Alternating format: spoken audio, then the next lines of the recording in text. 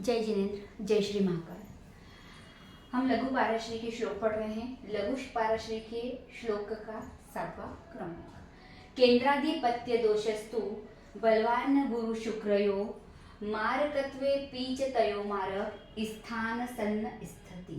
केंद्राधिपत्य दोषस्तु, केंद्राधिपत्य मतलब केंद्र के जो अधिपति होते हैं। केंद्र कौन से होते हैं? हमारे अंदर का ब्लॉक यानी ये 1, 4, 7, 10 भाव जो होते हैं उसका दोष लगता है। दोष सभी ग्रहों को लगता है, लेकिन बलवान गुरु शुक्र हो, लेकिन सबसे ज्यादा जो दोष लगता है वो है गुरु को और उसके बाद लगता है शुक्र को।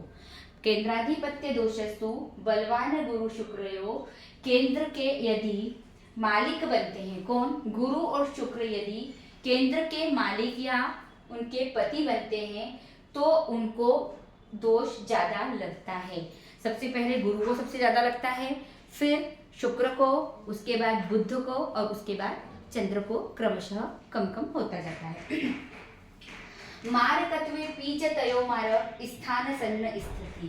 केंद्र का दोष सबसे ज्यादा किसको लग रहा है? गुरु और शुक्र को। यदि केंद्र के ये मालिक बनते हैं कौन? गुरु या शुक्र केंद्र के मालिक बने और मारकत्व यानी सप्तम भाव के मालिक अगर ये बन जावे, सप्तम भाव के ये मालिक बन जावे, तयो मारक स्थान सन्निस्थिति, कि वह सप्तम भाव के मालिक भी बन जाए और उसी में वह स्थान सन्निस्थिति और उसी में वह विराजित भी हो जाए।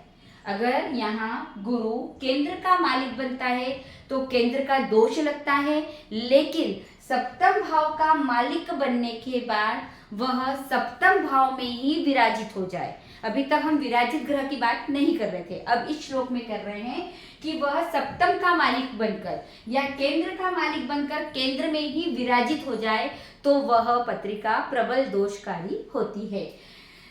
तो यहाँ हम इसको कुंडली से समझ लेते हैं। ये हमारी कन्या लग्न की पत्रिका है, तो इसके चतुर्थ भाव का मालिक है गुरु। चतुर्थ भाव का मालिक राशि कौन सी? हमारी धनु, और सप्तम भाव में राशि हुई है हमारी मीन। तो इन दोनों का मालिक कौन हुआ? गुरु।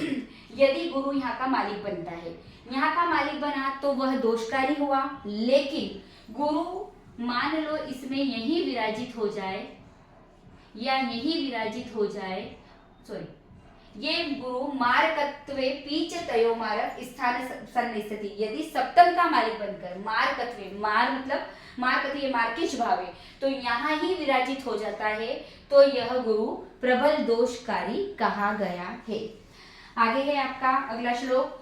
कुजस्य कर्म नेतृत्व प्रयुक्ता शुभकारिता त्रिकोणस्य यापि नेतृत्वे न कर्मेशत्व मात्रत। कुजस्य यानी मंगल ग्रह, कुज यानी पृथ्वी मतलब पृथ्वी का जो पुत्र है, कु यानी कुजस्य मतलब पृथ्वी का जो पुत्र है मंगल ग्रह, वह यदि कर्म नेतृत्व, कर्म यानी आपका कर्म भाव कौन सा हुआ? आपका दशम भाव। तो कर्म भाव का यदि वह नेतृत्व करता है, मतलब कर्म भाव का वह अधिपति बनता है, मालिक बनता है या स्वामी बनता है, प्रयुक्त शुभकारी था, तो इसी से ही खाली कि यदि वह इस भाव का मालिक बन गया। यहाँ पर कौन सी राशि है आपकी? मेष राशि।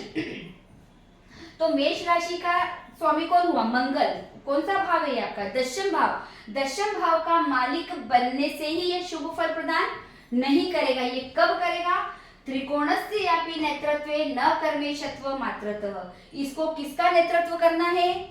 इसको त्रिकोण का भी नेतृत्व करना है। इसकी मतलब यही बात कही गई है, हर श्लोकों में आपको यही बताया गया जा रहा है कि आप किसी भी भाव के मालिक बनते हो, कि कोई भी ग्रह किसी भी भाव का मालिक बनता है तो उसकी दूसरी राशि यदि त्रिकोण में आती है तो वह शुभ फल प्रदान करने लग जाती है।